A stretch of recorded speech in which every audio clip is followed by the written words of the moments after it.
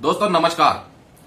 कोई कर्मचारी अगर रिटायर होके आता है तो उसके मन में जो सबसे पहला ख्याल आता है कहीं ना कहीं वो यही आता होगा कि पहली पेंशन जल्दी से जल्दी क्रेडिट हो जाए। और बैंकों के द्वारा अगर डिले हो जाता है तो कहीं ना कहीं उस पेंशनर को बहुत सी दिक्कतों का सामना करना पड़ता है। उसका प्रमुख कारण होता है क्योंकि रिटायरमेंट वो आ गया है और रिटायरमेंट पर उसका जो सबसे बड़ा सोर्स ऑफ इनकम होता है वो होता है उसकी पेंशन, और उसके डिले होने की वजह से तकलीफें उसको झेलनी पड़ती हैं। कई पेंशनरों की शिकायतें थी कि फर्स्ट पेंशन काफी टाइम बाद मिलती है या डिले हो जाता है, और अब बहुत से पेंशनरों को मिली भी नहीं है, जिसका संज्ञान लेते हुए department of expenditure, ministry of finance, central pension accounting office की तरफ से एक ऑफिस मेमोरेंडम जारी किया गया है, जिसमें कि कई महत्वपूर्ण निर्देश दिए गए हैं। 20 अक्टूबर 2023 का यह ऑफिस मेमोरेंडम है, जिसका सब्जेक्ट दिया है delay in first credit of pension into the account of pensioners, family pensioners regarding. जो पेंशन फर्स्ट पेंशन जो क्रेडिट होती है अकाउंट में वो डिले हो जाती है, उसके संबंध में यह चिट्ठी जारी की गई है। क्या लिखा है?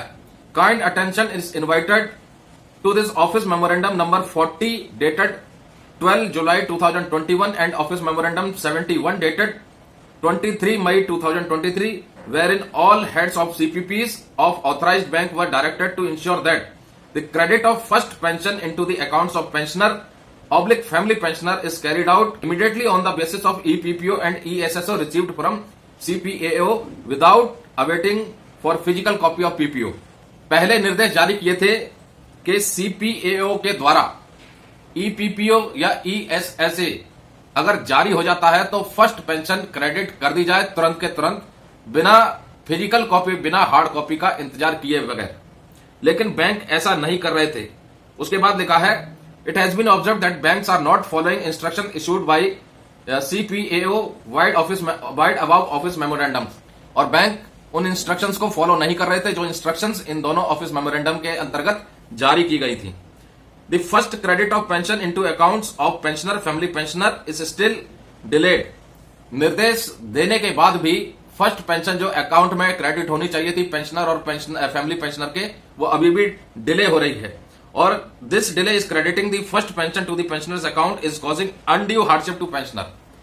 और इस डिले की वजह से पेंशनर को अनड्यू हार्डशिप का शिकार होना पड़ रहा है। और इसलिए निर्देश जारी किए गए हैं कि जैसे ही EPPO और ESSA जनरेट कर दिया जाता है, तुरंत ही पेंशनर्स और फैमिली पेंशनर्स के अकाउंट में उनकी फर्स्ट पेंशन बिना किसी देरी के क्रेडिट कर दी जाए। तो ये निर्देश जारी कर दिए गए हैं।